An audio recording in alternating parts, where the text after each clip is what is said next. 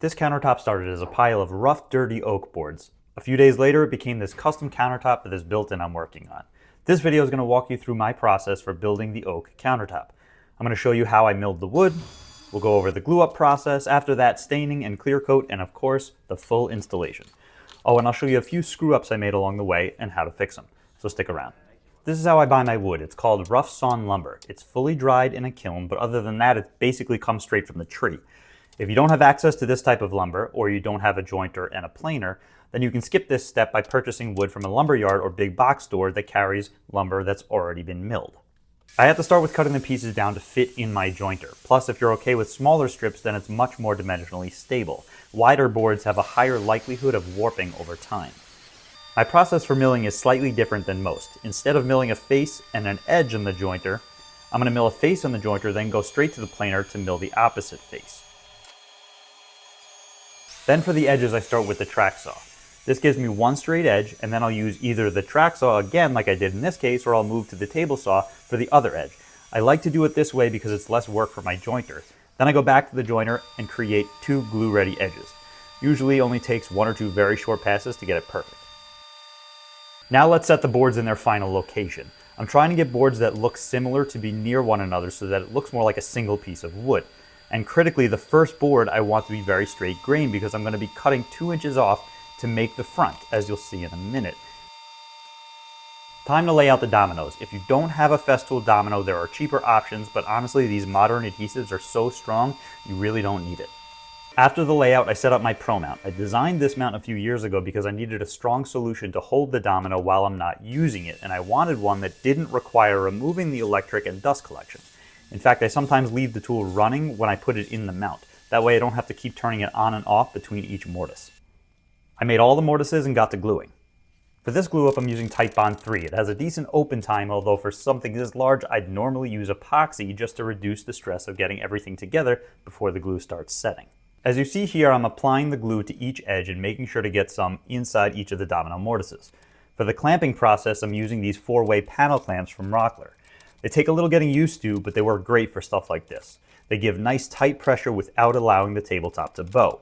Then I add some additional clamps to close all the joints.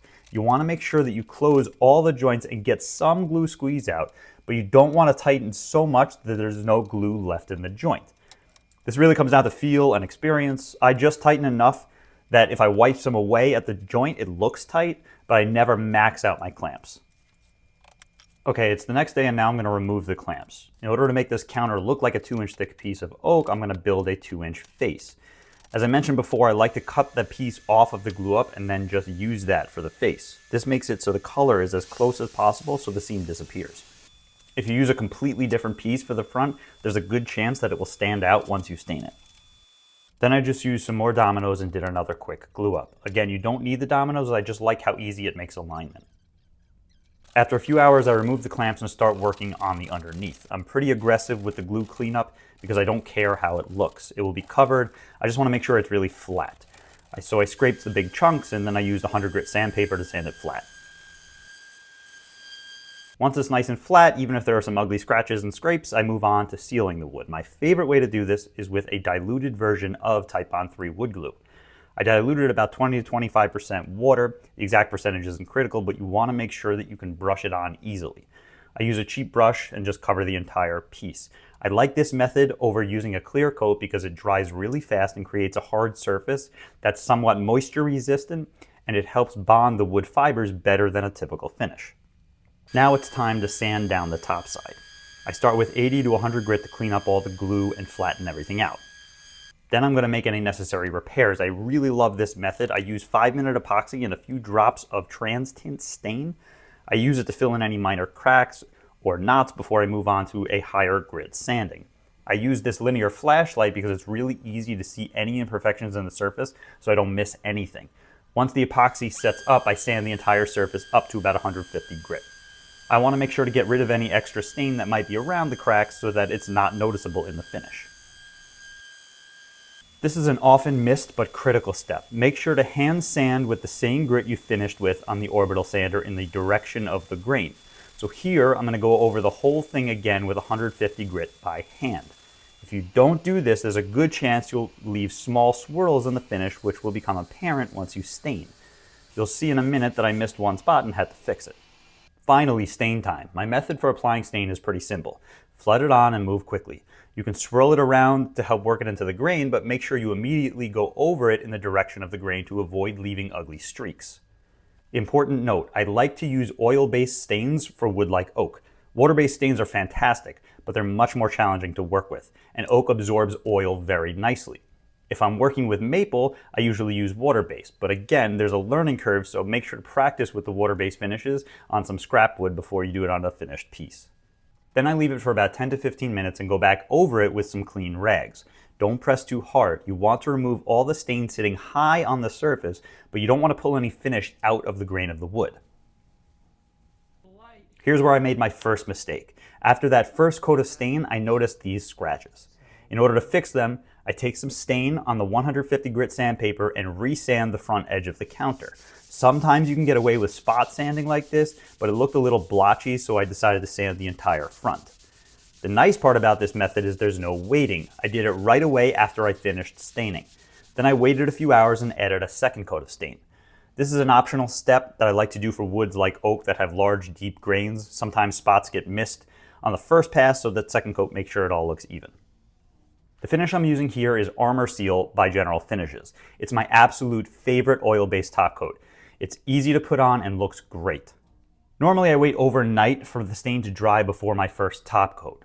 Don't make the mistake that I made on this one. I rushed it a bit. The manufacturer says you can top coat in 4 hours, but it was a very humid day. I waited about 6 hours and then added a top coat. I should have waited longer. The issue is that the solvents in the clear coat can thin the stain and pull it out of the grain of the wood. So I had to be extra careful to make sure I didn't leave any streaks. For the first coat, it's very important that you go in the direction of the grain. It was extra important because I made the mistake of rushing this coat. After leaving it to dry overnight, it was time for the second clear coat. I like to first scratch it up with a Maroon Scotch-Brite Pad. I prefer this over sandpaper because I'm not looking to flatten the surface yet. I'm just looking to create some texture for the next coat to help with bonding. If I use sandpaper, there's a higher chance that I'll burn through and remove some stain. Then the second coat I apply a bit heavier. I start by brushing with a foam brush against the grain and then finish in the direction of the grain. I slowly work my way down the board in sections. Once an area has been left to set for about a minute or so, I no longer go back over it. As you see here, I got a nice even coat across the surface. Now it's time for that final coat. This one's a little trickier. I'm going to sand with 320 to 400 grit sandpaper to flatten the surface everywhere except the corners. It's very easy to burn through the finish, so for those corners, I'm going to use a Scotch-Brite Pad again. Here's the trick to getting this last coat just right. After sanding and vacuuming, I take some mineral spirits and wipe the entire surface. You want it evenly wet but not soaking. Just a thin, even coat.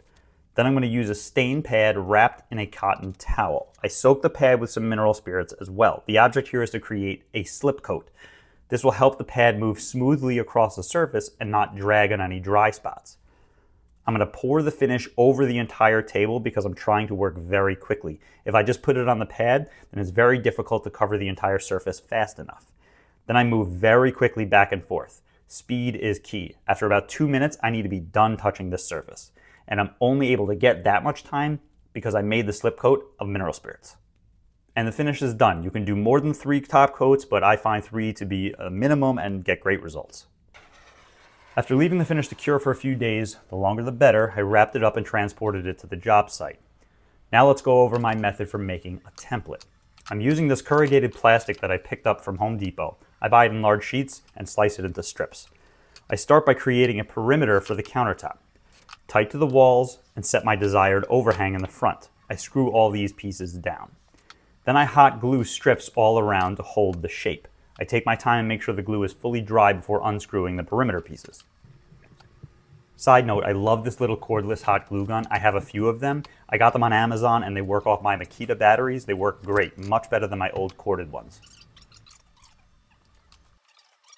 I brought the template outside and laid it on the countertop. I like to use yellow FrogTape because it's better for sensitive surfaces like this fresh finish. Plus you can see pencil marks on the yellow tape.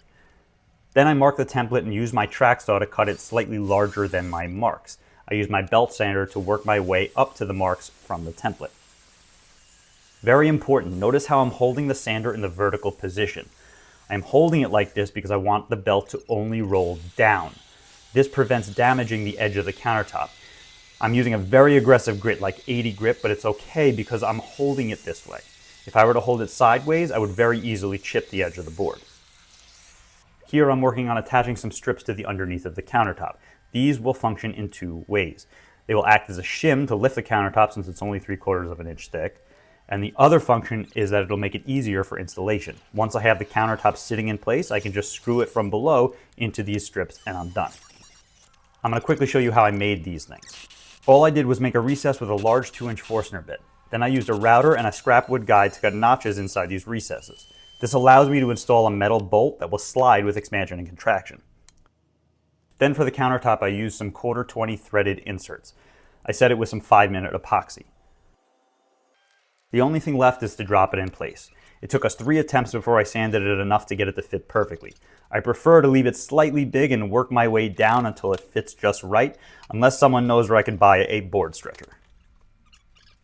Once it was in place, I just added some screws from below with the strips I just made. I'm really happy with how this one turned out. I'm working on a video to show my process for making these doors, so make sure to subscribe if you want to check that one out when it's ready. Thanks for watching. Hopefully I'll see you on the next one.